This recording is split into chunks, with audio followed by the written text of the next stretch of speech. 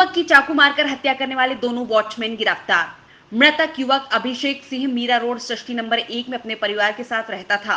माँ बाप, एक बहन और वह खुद अभिषेक सिंह रहता था। मृतक अभिषेक और सुरक्षा रक्षक सुभाष पांडे और अजीत तिवारी में किसी बात को लेकर विवाद हुआ था। 28 मई को उन लोगों में रात 12:30 बजे भी कहासुनी हुई। दोनों सुरक्षा रक्षकों ने अभिषेक को लात घूंसे और चाकू से मारकर बुरी तरह घायल कर दिया और भाग गए।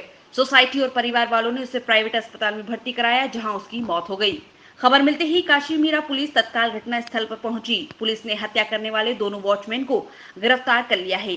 वॉचमैन अमित तिवारी का कहना है कि वह एक बार झगड़ा होने के बाद बाहर के लोगों से हमें मरवाना चाहता था, इसलिए मैंने उसे पहले ही रास्ते से हटा दिया।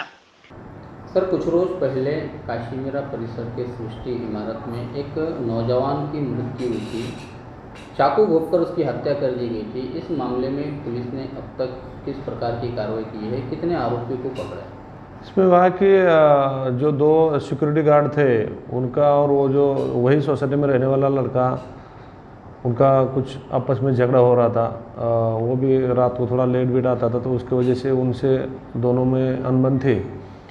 तो जिस दिन इंसिडेंस हुआ उस दिन वो लड़का रात को 12:15 के आसपास वो सोसाइटी में आता है और फिर वापस जाके सिक्योरिटी केबिन के उधर जाके वो बैठता है। तो वहाँ जो सिक्योरिटी गार्ड थे दोनों, उसमें से जो अमित तिवारी करके जो सिक्योरिटी का नाम बताया जाता था, उसने सीधा उसके ऊपर चाकू से हमला कर दिया और एक चेस्ट में और फिर पेट में ऐसा चाकू डाल दिया। तो उसका जो सब कुछ वो बाहर निकलने आया था, तो भाग रहा था, तो उधर जाके वो गिर गया। तो सोसाइटी के लोग जैसे नीचे आ गए, तब तक ये दोनों भी सिक्योरिटी गार्ड थे, वहाँ से वो भाग गए थे। उसमें से एक पहला जो गार्ड था उसको 3-4 दिन के बाद सुभाष पांडे को हमने क्राइम ब्रांच की मदद से अरेस्ट किया था। उसको अरेस्ट करके उसकी कस्टडी में था। तो उसके इंट्रोगेशन से इसका जो दूसरा सिक्योरिटी गार्ड था उसका कोई डिटेल्स सिक्योरिटी एजेंसी पास भी नहीं था और सोसाइटी के पास भी नहीं था। तो उसका नाम अमित तिवारी बताया गया है एफआईआर में, लेकिन उसका कोई मोबाइल नंबर नहीं था, कुछ भी नहीं था। तो इस हिसाब से उसको ऐसा इंट्रोगेशन करके तो उसने बताया था कि मेरे को एक जो सुभाष पांडे था उसने बताया कि भाई मेरे को एक कॉल आया था ये जो अमित के नाम से। तो वो नंबर उसको याद नहीं था। तो हमने वो सब टेक्निकल एविडेंस सब कलेक्ट करके ये नंबर को ढूंढा और फिर हमको एक जुहू मुंबई का एड्रेस मिला था। उस हिसाब से हमने वो टीम भेज दी और वहाँ ये इधर से नौकरी छोड़ के फिर उधर काम पे लग गया था। तो उसको लाया तो उसका असली नाम अमित कुमार सौरभ है, वो ना कि तिवारी। तो हमने उसको अरेस्ट कर लिया है और जो भी कानून की कार्रवाई है उसको 8 जून तक पुलिस कस्टडी रिमांड अभी हमारे पास चल रही है। दोनों आरोपी पुलिस कस्टडी में, दोनों को अरेस्ट कर लिया है। सर, हत्या का मूल कारण क्या आया है समझ में? सर कि ये जो अब तक हत्या की इससे जानकारी होता है कि भाई इससे छोटा मोटा झगड़ा होता था ये लड़के का और ये सिक्योरिटी गार्ड लोगों का। तो उस दिन उसका कहना है कि आरोपी का है कि भाई मुझे मारने के लिए वो कोई लड़के लोग ले आने वाला था।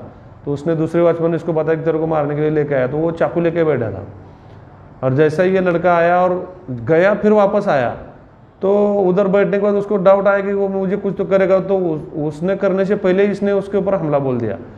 जो भी रंजीत कुमार जो है सौरभ, वो 2005 में उसके खिलाफ जुहू पोस्ट में 307 का मतलब अटेम्प्ट टू मर्डर का ऑफेंस रजिस्टर था।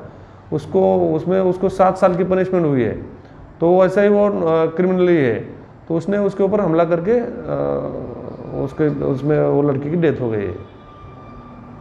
सर, इनकी उम्र क्या थी दोनों आरोपियों की, और इनका क्या बैकग्राउंड क्या है, इसके पहले का हिस्ट्री क्या है? ये जो सुभाष पांडे जो है, जो उसका 56 के ऊपर उम्र है, 58-56, उसका कोई बैकग्राउंड मतलब वो कोई क्रिमिनल रिकॉर्ड नहीं है। लेकिन ये जो दूसरा आरोपी है जिसने चाकू से वो लड़के को मारा, वो रंजीत कुमार सौरभ, उसका रिकॉर्ड है उसके ऊपर, मतलब वो जेल भर के ही आया है। और बाकी का हम लोग तहकीकात कर रहे हैं और कोई कहाँ ऑफेंस उसके खिलाफ रजिस्टर है करके। सर, ये जो हत्या हुई उसमें सिर्फ जो सौरभ की जो आप बात कर रहे हो, रंजीत कुमार सौरभ, सिर्फ रंजीत कुमार सौरभ ने ही उस पर हमला किया है? दूसरे ने किस प्रकार की उसकी क्या मदद की थी या उसका कितना रोल है? एक्चुअली जो चाकू से हमला किया तो सौरभ ने किया और उसी वजह से उसकी डेथ भी हो गई, लेकिन वो साथ में था।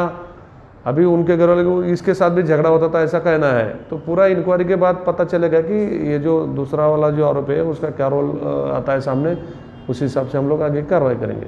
अभी क्या स्थिति है दोनों आरोपियों की, कब तक पुलिस कस्टडी है और वो क्या पुलिस ने कुछ बरामद किया इस मामले में?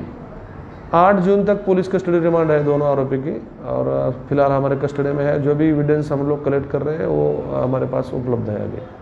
दोनों वॉचमैन का रिश्ता दोनों, हाँ, आपस में इनकी कोई जान पहचान कोई रिश्ते में? ये जो सुभाष पांडे है वो बहुत दिन से इधर अपने मेरठ में काम कर रहा है, लेकिन ये रंजीत कुमार सौरभ जो है, जिसका नाम अमित तिवारी बताया है, वो अमित रंजीत कुमार सौरभ, तो वो अभी नया आया था 3-4 महीने पहले ही, और सिक्योरिटी के पास भी उसकी कोई जानकारी नहीं थी, ना सोसाइटी के पास कोई जानकारी है।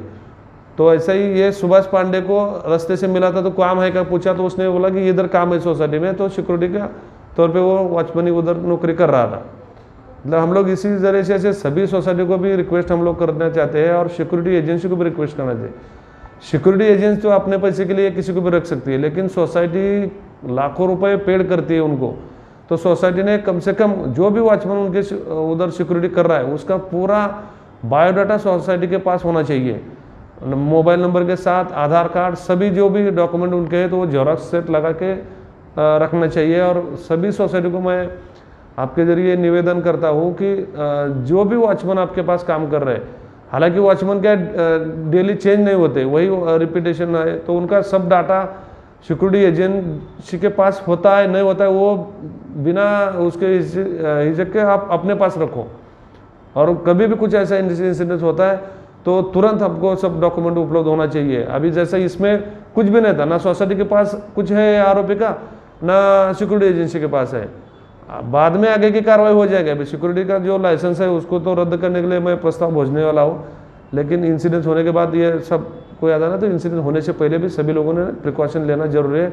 और सोसाइटी को बहुत बड़ा कुछ काम करने की ज़रूरत नहीं है, लेकिन जो सिक्योरिटी अपने कर रही है, सोसाइटी की सिक्योरिटी कर रही है, अपने सोसाइटी के लोगों की सिक्योरिटी कर रहे हैं, उनका डाटा सोसाइटी के पास होना चाहिए, ये बहुत ज़रूरी है।